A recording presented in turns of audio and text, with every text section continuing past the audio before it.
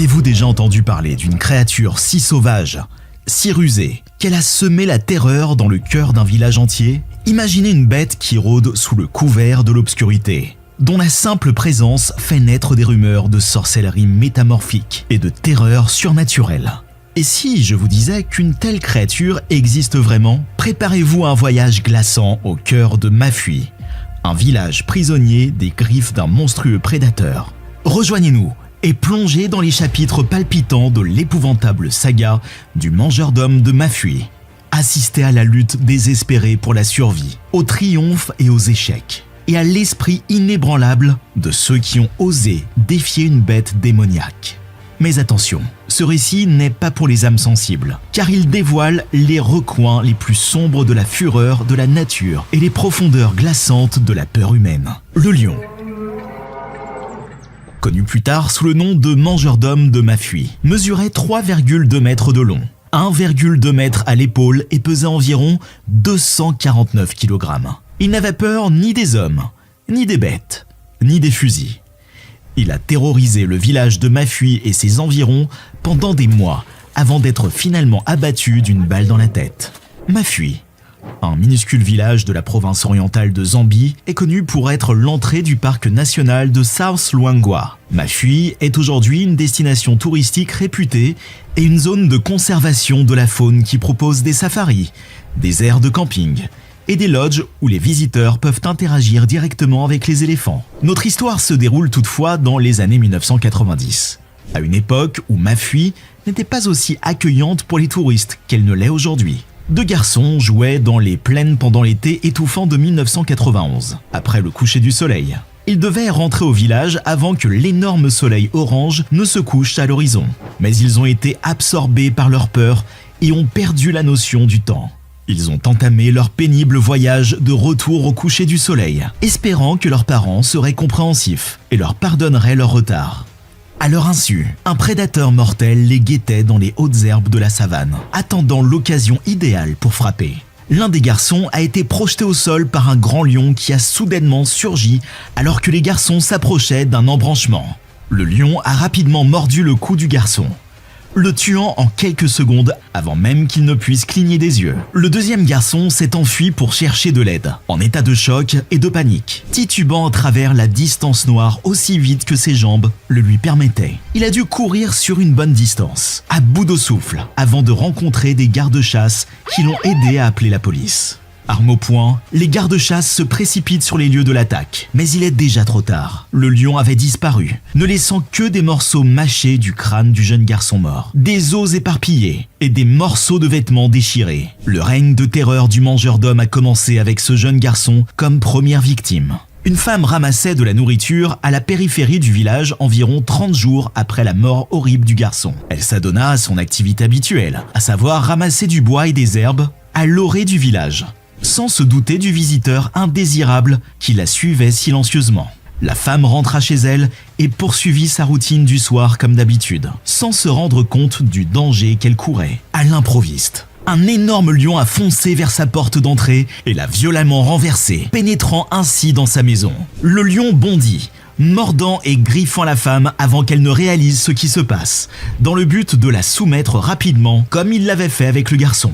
La femme s'est battue vaillamment, mais en vain. Ses blessures étaient devenues trop graves en raison de la taille du lion et de son attaque surprise, ne lui laissant d'autre choix que de rester allongée sans défense pendant que le lion la dévorait. Après avoir terminé son assaut brutal, le lion s'en est allé. Après avoir assisté à cette scène horrible, les autorités ont cherché à savoir où se trouvait le lion dans les buissons avoisinants. Le lion lui-même n'a pas été découvert, mais les restes de la femme, y compris sa tête et ses bras, ont été retrouvés éparpillés dans les buissons. Tout le reste avait été consommé par le lion. Bien que les restes de la femme aient été enterrés par la suite, le lion continuait à chasser activement. Un jeune homme et ses amis ont décidé de sortir en cachette et de se retrouver la nuit suivante. Ils avaient simplement l'intention de s'amuser pendant que le village dormait. L'un des hommes a été attaqué par le lion devant le bureau du garde-chasse, alors qu'il se dirigeait dans l'obscurité totale vers le lieu de rencontre. Le lion l'a immédiatement attaqué après l'avoir fait tomber au sol, le mordant et le griffant à la tête et au cou. Le garde-chasse en service a tiré en l'air après avoir entendu l'attaque. Le jeune homme s'est retrouvé en sang sur le sol lorsque le lion, effrayé, s'est enfui dans le fourré. Il a été transporté à l'hôpital, mais ses graves blessures lui ont fait perdre beaucoup de sang. Malheureusement, le jeune homme est décédé des suites de ses blessures. 3 autres personnes ont péri sous les coups du lion au cours des semaines suivantes. L'une d'entre elles, une villageoise, a été tuée par le lion en plein jour sous son porche. Le lion lui a tendu une embuscade sous les yeux des gardes-chasse du quartier venus l'avertir. La femme est décédée avant d'arriver à l'hôpital parce que les gardes n'ont pas pu agir assez rapidement. 6 personnes ont déjà péri sous les coups du mangeur d'hommes de Mafui. Les autorités et les villageois n'ont pas su comment arrêter cette bête meurtrière. Ils ont abattu une lionne de la troupe en août 1991 après l'avoir choisie au hasard. Mais les agressions ont persisté. Une femme nommée Jesseline, du village de Nagozo dans la vallée de Luangwa, a été la dernière victime du mangeur d'hommes. Depuis qu'elle a surpris l'existence de ces attaques, Jesseline est sur les nerfs. Personne ne savait où et quand le lion allait passer à l'action. Lorsqu'elle s'est mise au lit et s'est endormie, elle venait juste de finir d'emballer son linge pour l'emmener à la rivière le lendemain. Le mangeur d'hommes est entré dans la chambre de Jesseline pendant qu'elle dormait et a utilisé ses dents et ses griffes pour la tirer de son lit, alors que le lion emportait Jesseline dans la brousse. Elle hurla d'agonie et de terreur et appela à l'aide. Le lion a rapidement disparu après avoir dévoré son corps. À chaque attaque, le lion gagne en assurance et en ruse, effrayant les villageois. Cette fois, il ne s'est pas contenté de dévorer Jesseline. Le lion est entré dans la hutte de Jesseline le lendemain, après s'être pavané dans la communauté. Il est resté à l'intérieur un moment avant de sortir, sa gueule tenant le sac de linge sale de Jesseline.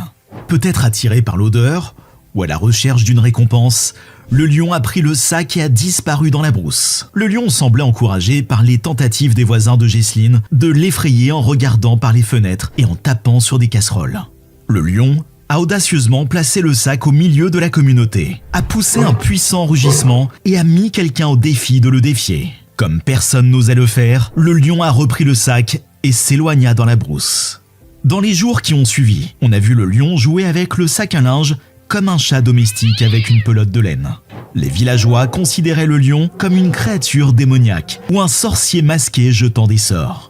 Des chasseurs professionnels qui passaient dans la région ont pris la décision d'agir parce que les actions du lion étaient si perturbantes et dérangeantes. Un chasseur de primes japonais a tenté de capturer et de poursuivre le lion, mais n'y est pas parvenu. Adrian Carr, un chasseur de safari local, a tenté de tuer le lion en posant des pièges et des appâts, mais il n'y est pas parvenu. Les chasseurs semblaient jouer avec le lion qui leur échappait. Le règne de terreur du mangeur d'hommes de Mafui a finalement pris fin lorsque Wayne Hosek est arrivé sur les lieux. À l'arrivée de Wayne Hosek, le mangeur d'hommes de Mafui a finalement connu une fin justifiée. Wayne, un chasseur professionnel basé en Californie, avait appris l'existence de la bête lors d'une expédition de chasse personnelle dans la région. Par coïncidence, le jouet du lion, le sac à linge de Jesseline, a été trouvé par le groupe de chasseurs de Wayne, dans le lit d'une rivière asséchée. Wayne et son partenaire de chasse Charles Bush ont mis au point une stratégie pour transformer le prédateur en proie. Avec une bonne quantité de viande d'hippopotame, ils ont tendu un piège à l'aide d'un sac à linge. Ils ont construit une cache à proximité et ont attendu le lion avec patience. La chasse n'a pas été facile car le lion semblait conscient de leur présence et jouait avec leur patience. Les chasseurs ont attendu dans la cache pendant près de 3 semaines. Mais le lion ne semblait pas intéressé ou tournait autour de l'appât sans le prendre. Les chasseurs ont déplacé à plusieurs reprises l'emplacement de leur cachette pour tenter de déjouer le lion. Mais celui-ci, rusé, leur échappait et prenait l'appât. Dans un jeu du chat et de la souris, ils devaient sans cesse placer de nouveaux appâts et essayer de se montrer plus malins que le lion, ou plus précisément, que les chasseurs et le gros chat. Pendant les semaines qu'a duré la chasse, le lion leur a échappé à chaque fois, jusqu'à ce qu'ils se rendent compte des stratégies astucieuses utilisées par le lion pour les déjouer lorsqu'ils changeaient d'endroit. Hosek commença à penser que le lion était un démon. Les chasseurs ont décidé de tromper le lion afin de le déjouer. Ils ont fait comme si de rien n'était en construisant un affût, en laissant l'appât derrière eux et en se cachant ailleurs. La stratégie a fonctionné. Le lion a pris de l'assurance en s'approchant de l'appât abandonné, mais lorsqu'il est arrivé à l'abri ouvert, il a grogné parce qu'il s'est rendu compte qu'il s'était fait prendre dans un piège. Le lion se retourna rapidement et chargea en direction des chasseurs, mais Osek était prêt. Il visa, tira et leva son fusil. Le lion tomba dans une masse furieuse de fourrure et de griffes lorsque la balle atteignit son épaule gauche. Les chasseurs ne tardèrent pas à mettre fin à la vie de l'énorme lion. Son règne de terreur avait duré bien trop longtemps, mais il touchait enfin à sa fin. Le mangeur d'hommes de Mafui est mort. Les villageois se sont précipités, crachant et frappant le cadavre de l'animal avec des bâtons. Ils ont profité du fait que le démon était enfin vaincu pour se réjouir. Les chamans locaux ont procédé à des rituels sur le corps pour s'assurer que les prétendues capacités surnaturelles étaient définitivement éteintes. Ils voulaient empêcher le puissant sorcier métamorphe de jeter d'autres sorts. Finalement, la créature mangeuse d'hommes de Mafui a été empaillée et exposée au Field Museum de Chicago avec son jouet préféré, le sac à linge de Jesslyn. Aujourd'hui encore, le cadavre du lion mâle est toujours exposé. Le meurtrier du mangeur d'hommes, Wayne Osek, a raconté l'incident dans ses mémoires de 2009. The Man-Eater of Mafui, le mangeur d'hommes de Mafui. Le lion a tué un nombre relativement faible de personnes pour un animal aussi redouté, mais il est néanmoins devenu une légende locale et un croque-mitaine dans les contes racontés aux enfants à l'heure du coucher, les mettant en garde contre les dangers de se coucher tard et de ne pas faire attention à d'éventuels rôdeurs. Même s'ils sont majestueux, les lions n'en restent pas moins de dangereux prédateurs. Et tout contact avec un lion en liberté se solde généralement par une catastrophe pour quiconque croise son chemin. Votre corps est déchiré par ses dents et vous hurlez à l'agonie. Merci de vous joindre à nous pour cette terrifiante expédition dans l'inconnu.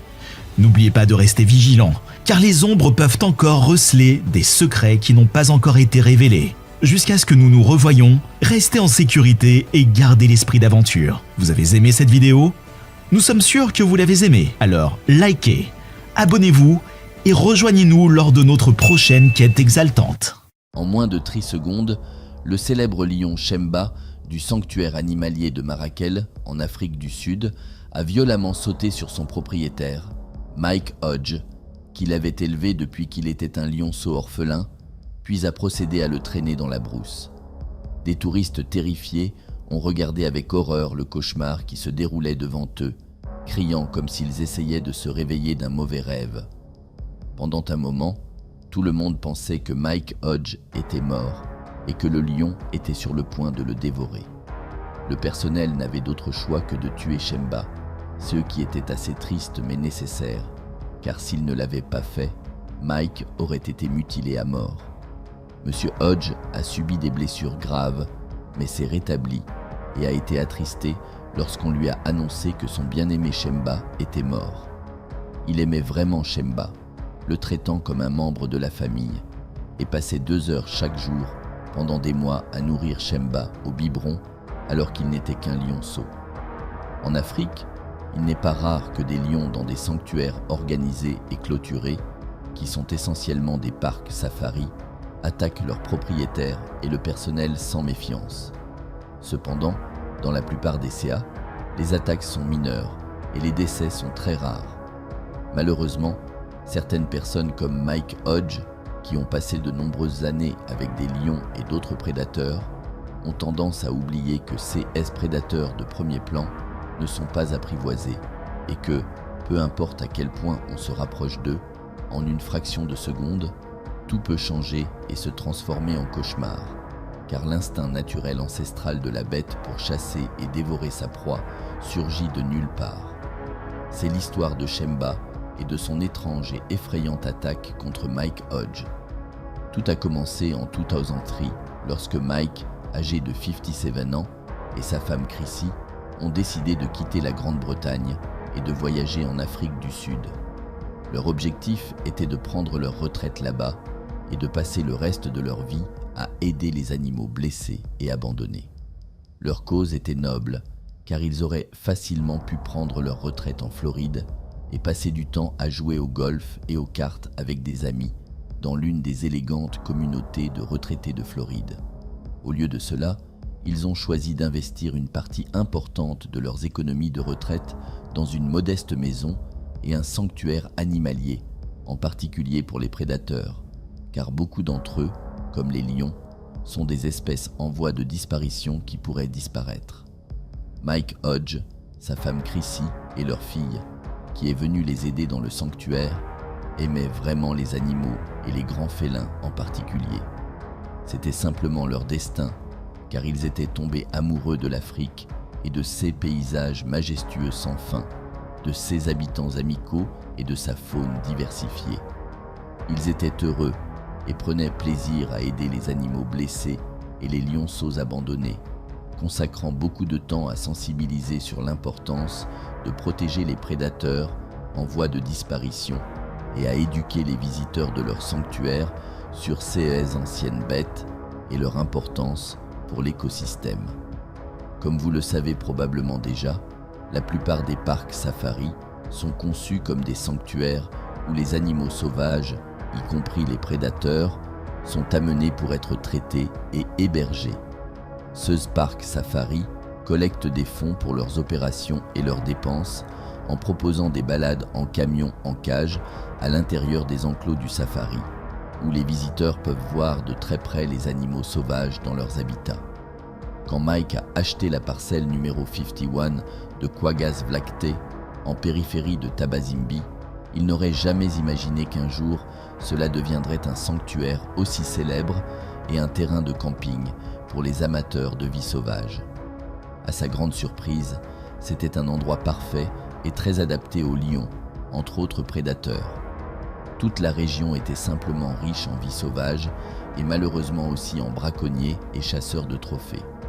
L'achat par Mike de cette grande parcelle et sa conversion en sanctuaire a encouragé d'autres à faire de même, nuisant uniquement aux braconniers et aux chasseurs illégaux qui ne pouvaient plus exercer leurs activités interdites dans la région. Mike a rapidement clôturé le sanctuaire et a commencé à élever des lionceaux abandonnés, blessés et orphelins chez lui, avec l'aide de sa femme, avant de les transférer au sanctuaire à mesure qu'ils grandissaient. Quelques années plus tard, le parc abritait 10 grands félins, dont des lions, des guépards et même un léopard. De plus, une section du sanctuaire, éloignée des prédateurs, est devenue un zoo pour d'autres animaux qui y ont également été élevés après avoir été sauvés.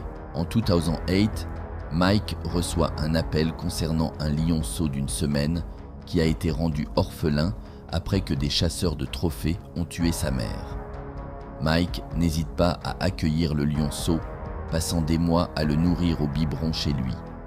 À mesure que les coûts augmentaient et que les revenus touristiques étaient rares, Mike décide d'agrandir et d'améliorer le sanctuaire. Il ajoute des zones de camping avec des cabanes clôturées semi-modernes pour offrir une expérience totalement immersive. Il lance également des programmes éducatifs pour les enfants et les visites scolaires, créant une zone pour que les enfants et les familles puissent fêter leur anniversaire en pleine nature, tout en observant les prédateurs à proximité dans leurs enclos. Le sanctuaire devient essentiellement un safari où les visiteurs paient environ $6 pour monter dans le lion mobile, un camion en cage modifié conçu pour assurer la sécurité des passagers lors de la visite des enclos d'animaux, y compris des prédateurs comme Shemba. Mike plaçait du poulet et de la viande sur le dessus de la cage du camion, puis conduisait à travers les enclos, attirant les prédateurs qui sautaient sur le camion à quelques centimètres des invités à l'intérieur de la cage.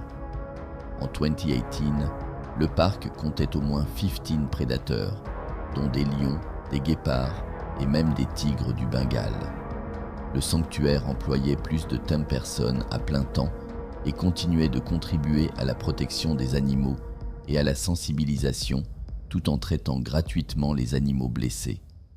Mike et Chrissy ont réalisé un rêve qu'ils n'auraient jamais pensé voir se réaliser, car lorsqu'ils ont déménagé en Afrique, ils voulaient simplement une petite ferme et un sanctuaire pour soigner les animaux malades. En 2018, tout était parfait, mais Mike vieillissait aussi et était sûr qu'à un moment donné, il ferait une erreur, peut-être un mauvais jour en traitant avec certains des prédateurs. Il avait 72 ans, aimait son sanctuaire et les prédateurs qu'il élevait comme ses enfants, mais peut-être était-il trop confiant, sachant à quel point ces bêtes pouvaient être dangereuses. C'est assez triste que son lion préféré, Shemba, a failli le tuer après avoir commis une erreur dans CE qui a été décrit comme l'attaque de lion la plus terrifiante jamais capturée à la caméra. Le One Air May 2018, la vie de Mike et Chrissy a failli être ruinée à jamais. C'était une journée chaude dans leur parc safari. Les travailleurs effectuaient leurs tâches habituelles et comme d'habitude, Mike conduisait le lion mobile. Il aimait conduire ses camions en cage et regarder les gens à l'intérieur apprécier de voir des lions et d'autres grands félins sauter sur le toit du camion pour manger du poulet et de la viande.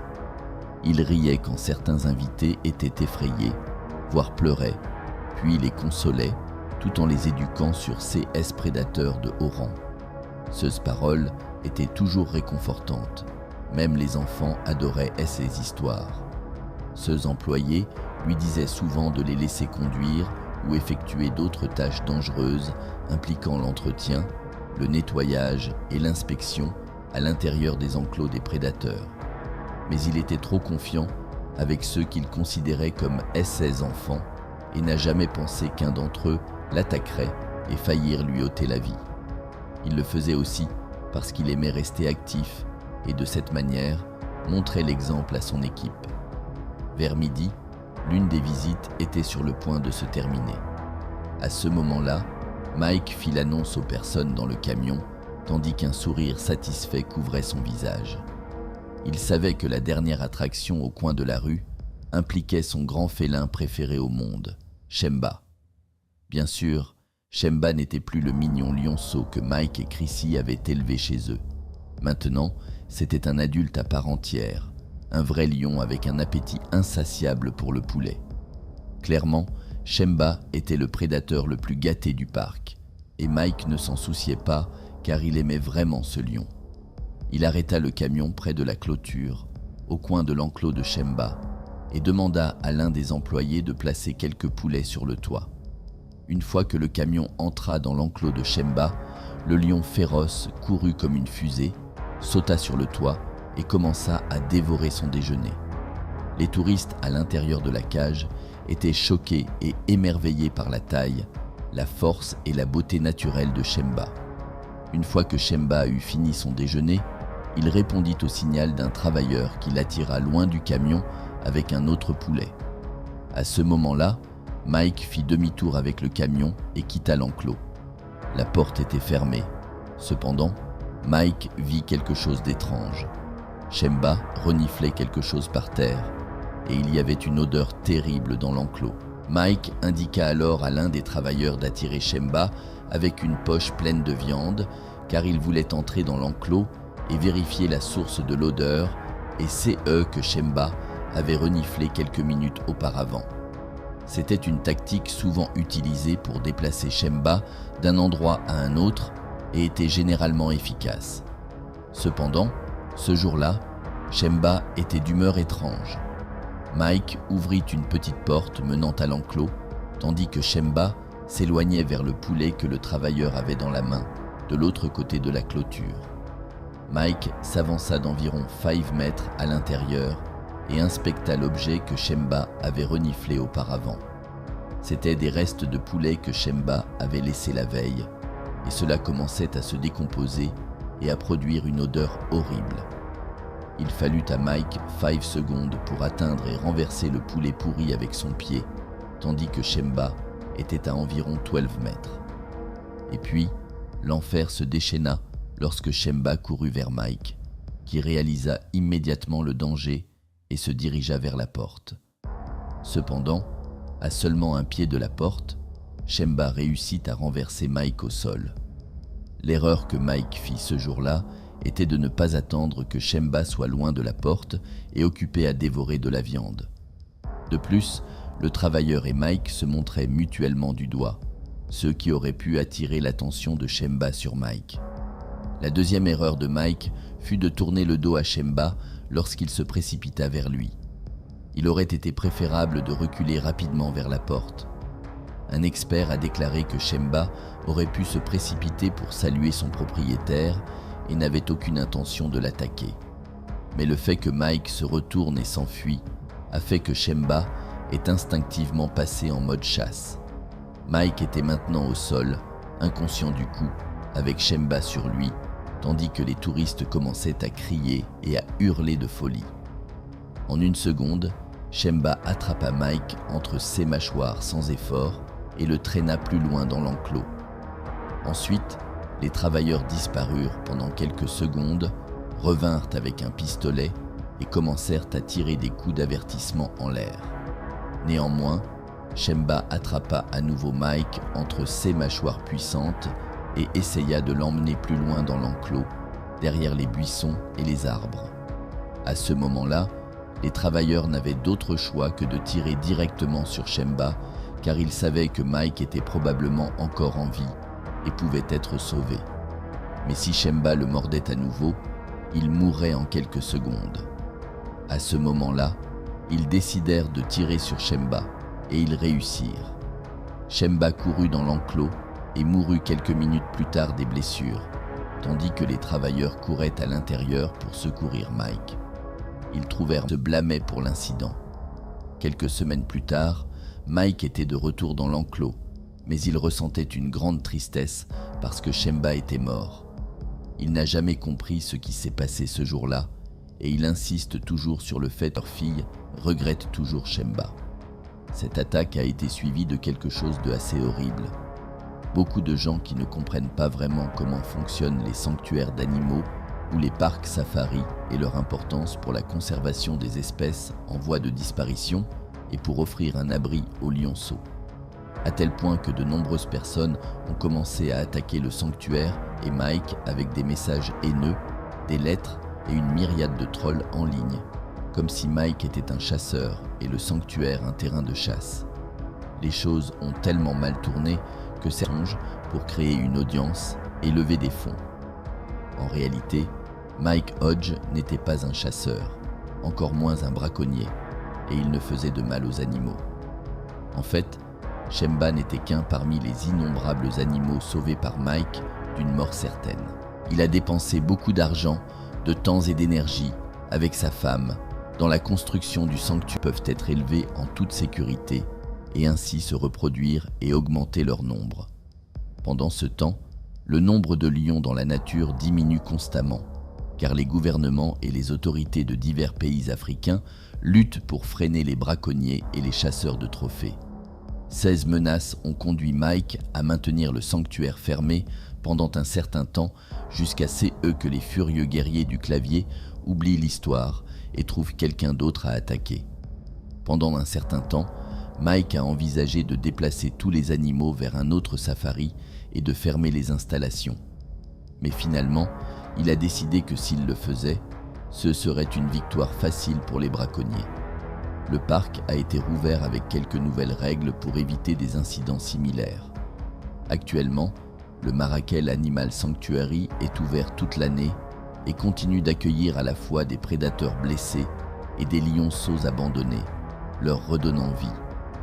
Tout au long de l'histoire, les lions ont été admirés comme un symbole de puissance, de force et de courage.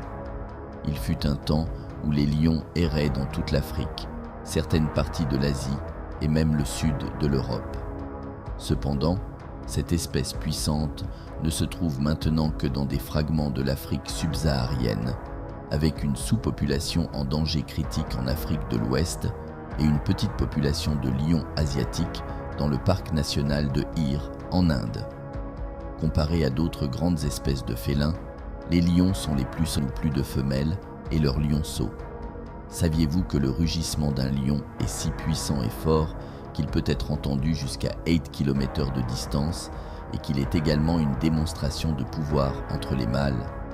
Malheureusement, en 2023, il ne restera que 20,000 lions dans la nature et leur nombre est en diminution. La bonne nouvelle est que le nombre de lions en captivité dans les parcs safari et les sanctuaires augmente grâce au programme d'élevage. Bien que beaucoup de gens détestent comment les lions sont exploités dans une certaine mesure dans ces endroits, la vérité est que personne n'a réussi à empêcher la diminution du nombre de lions sauvages. Pour être honnête, la moitié des paroles et des promesses des gouvernements ne sont que des paroles en l'air, tandis que la moitié des agences et organisations de défense des animaux sont comme la plupart des ONG qui existent, de simples façades ou plutôt des escroqueries pour lever de l'argent. En fin de compte, les parcs safari et les sanctuaires pourraient être les seuls endroits capables de maintenir l'existence de ces espèces majestueuses et d'éviter leur extinction. Les lions sauvages sont très difficiles à protéger car les braconniers et les chasseurs de trophées sont des criminels et gagnent beaucoup d'argent avec cela. Comme la plupart de leurs clients sont des personnes riches de pays riches, certains chasseurs de trophées sont prêts à payer jusqu'à $1 million juste pour que l'un de ces gangs criminels les emmène chasser des lions en Afrique. C'est pourquoi, avec autant d'argent impliqué dans cette industrie, il est presque impossible d'arrêter la folie. N'oublions pas que certains riches lunatiques aiment aussi avoir des lions comme animaux de compagnie et paient des sommes importantes pour ces prédateurs, mettant ainsi en grave danger les lions sauvages et plus précisément leurs lionceaux. Dans la plupart des cas, les trafiquants de lions tuent la mère des lionceaux pour pouvoir les récupérer en toute sécurité et les vendre pour de grosses sommes. Une des raisons pour lesquelles ces lionceaux coûtent cher a à voir avec le fait qu'ils doivent arriver à leur destination finale par la contrebande, car la chasse et le trafic de lions et de leurs lionceaux sont illégaux dans le monde entier. Cependant, les lions des sanctuaires et des parcs safari sont faciles à suivre, à contrôler et à garder en sécurité. Merci de nous avoir regardés et n'hésitez pas à aimer, partager, vous abonner et cliquer sur l'icône de la cloche de notification. N'hésitez pas à partager vos réflexions dans la section des commentaires.